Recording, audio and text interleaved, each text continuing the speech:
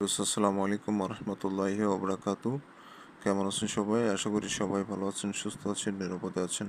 তো আপনারা যে যেখান থেকে ভিডিও দেখতেছেন, দেশ বা দেশের বাইরে থেকে, সবাই নিজ নিজ স্থানে ভালো আছেন, সুস্থ আছেন, নিরাপদে আছেন এই কামনা করে আজকে নতুন ভিডিওটি আমি আরম্ভ করছি। তো আজকে যে বিষয় নিয়ে আলোচনা করবো সেটা হচ্ছে কুফরি মরণবান। তো অনেকে আছেন যারা কুফরি মরণবান মেরে শত্রুকে শেষ করে দিতে চাচ্ছেন। তো সেসব দুঃখী ভাইদের জন্য আজকের এই ভিডিওটি। আপনারা এই মরণবানটি যখনই প্রয়োগ করেন না কেন, ওই শত্রুর মধ্যে ছটফটানি শুরু হয়ে যাবে এবং সে আস্তে আস্তে মৃত্যুবরণ করবে একদিনের মধ্যে। তো এটা মূলত 5 ঘন্টা পরই রিয়াকশান শুরু হবে, অসুস্থতায় ভুগবে এবং অসুস্থ হয়ে যাবে এবং একদিনের মধ্যে সে মারা যাবে। তো এটা 5 ঘন্টার মধ্যে রেজাল্ট চলে আসবে। এটা পরীক্ষিত একটি তদবির।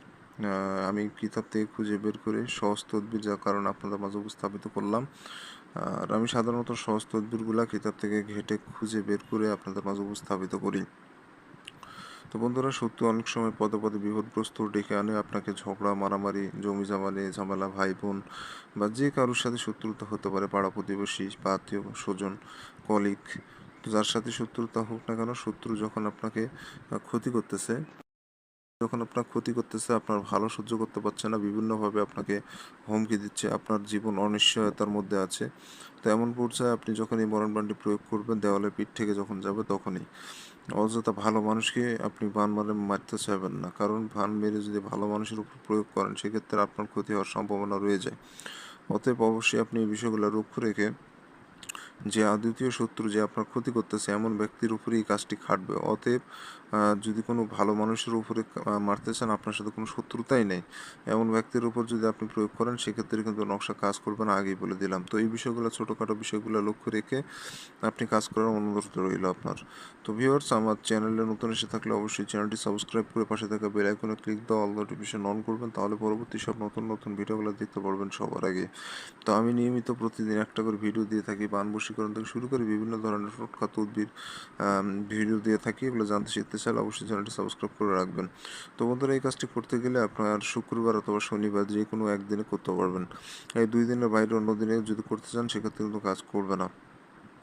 তো বন্ধুরা, 2 দিনে যে কোনো একদিন সীমাবদ্ধ রেখে আপনি একটা সাদা কাগজের উপরে আপনি নকশাটা অঙ্কন করবেন। তো ফ্রেশ চকচকে সাদা কাগজ নিতে হবে। কালচে টাইপের কাগজ হলে হবে না, মানে চকচক যেটা আদতীয় সাদা কাগজ, সেটার উপরেই নকশাটা প্রয়োগ করতে হবে। আশা করি বুঝতে পেরেছেন।